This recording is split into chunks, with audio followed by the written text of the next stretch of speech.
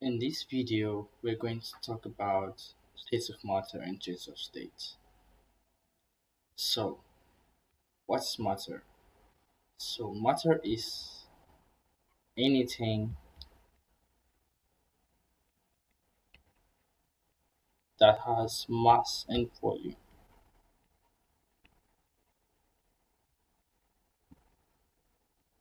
and can take up space. So, there are three states of matter that we're going to look at in this video: solid, liquid, and gas. So, there's a fourth one, which is plasma. It's found in ionized state and is a gas, and it's mainly found in the outer space. We're not going to look at it in this video.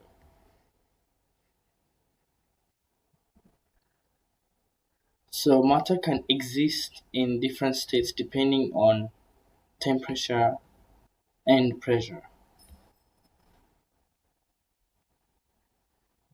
And the different physical states are characterized by the different arrangements and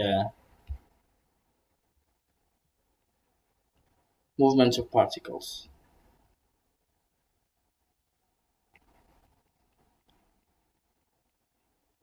And this is related to the kinetic energy or motion of the particles.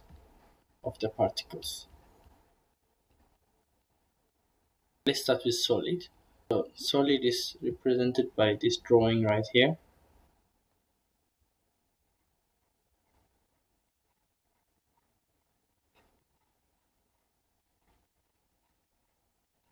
As you can see, it's closely packed.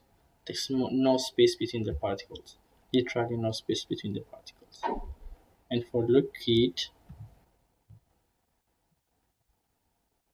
they're slightly spread out like this.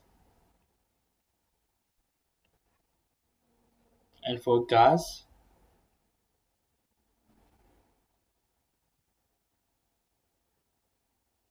very spread out. Okay, so there's a strong force of attraction between solid particles, or in chemistry we call it intermolecular force.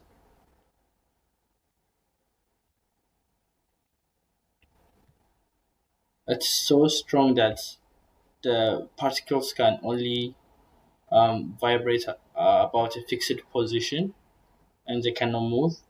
And for the liquid, there's a weaker force of attraction, and the particles can only move past each other or slide over each other, but they cannot um, move however they want.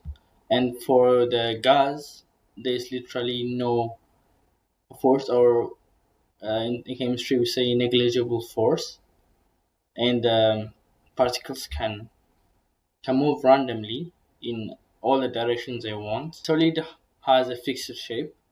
Let's take this rock as an example. It's a solid, so it has a fixed shape and can remain like this. And for, let's say, um,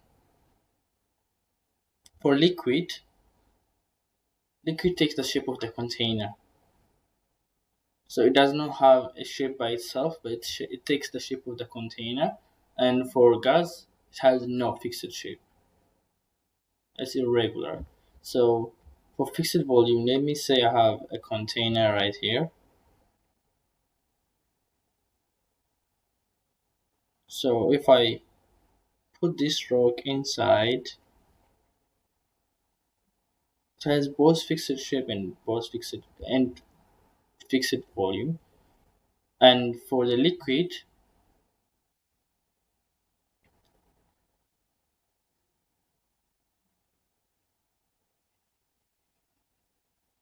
doesn't have a fixed shape. It takes the shape of the container, but it has a fixed volume. since it takes the shape of the container. And for gas, there's no fixed volume. It moves in all directions and cannot be contained in a container. So next we're going to talk about change of state. So at constant pressure, change of state is directly related to change in temperature. That's the one factor that can make states change. So an increase in temperature causes an increase in the average kinetic energy of the particles in a substance. So when you increase the temperature, what happens is that the kinetic energy also increases as well. So this will make particles move at a faster speed, and the intermolecular force of attraction between them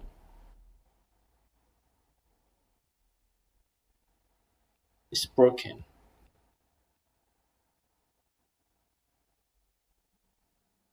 or overcome. Six, change of states. So from liquid to solid, it's freezing,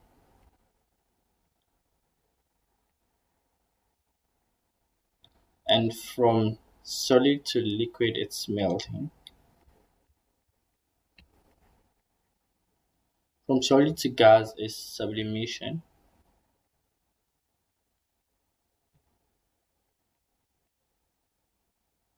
and from gas to solid is deposition.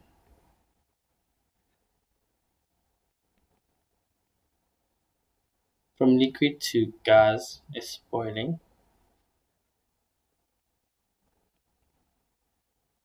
and from gas to solid is condensation.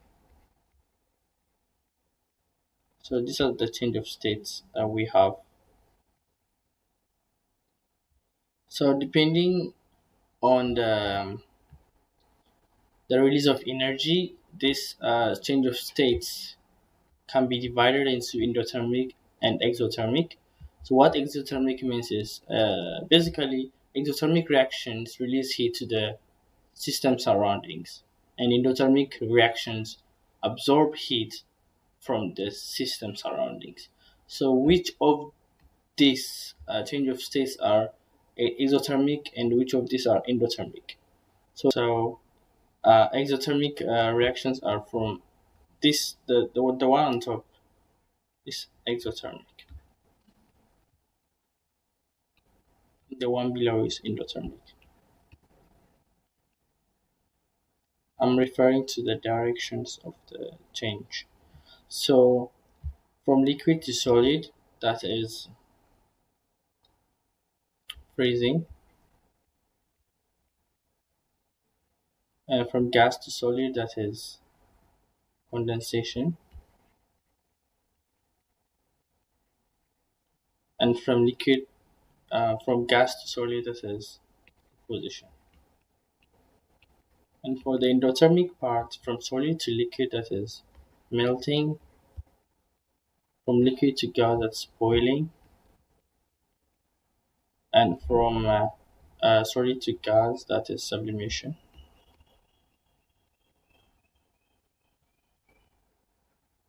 So how do we classify this? So for example, let's take boiling. So boiling is going from liquid to gas. So in order to go from liquid to gas, you have to uh, supply energy to break the bonds in liquid, which are stronger than gas. So that's why you need to supply energy to move from liquid to gas. That's boiling. And the reverse is gas to liquid. So gas has a relatively weaker force of attraction than liquid. So you don't really need to apply force or absorb energy to break the bond. So you have to rather release it in order to change from gas to liquid. We can also represent the change of states using an equation form. the freezing, for example, we can take water changing from liquid state to water changing to solid state. And for sublimation, the typical example is iodine changing from iodine changing to gas. And for boiling, our example would be water changing from liquid to water changing to gas. So to indicate the states of elements or compounds in chemistry, we use this letters in bracket. So to know something is a solid, we use S is for solid, and L is for liquid, G is for gas, and sometimes we use AQ, which refers to aqueous. So that's it for today's video. So please subscribe if you like my content, and turn on the notification bell for more videos like this.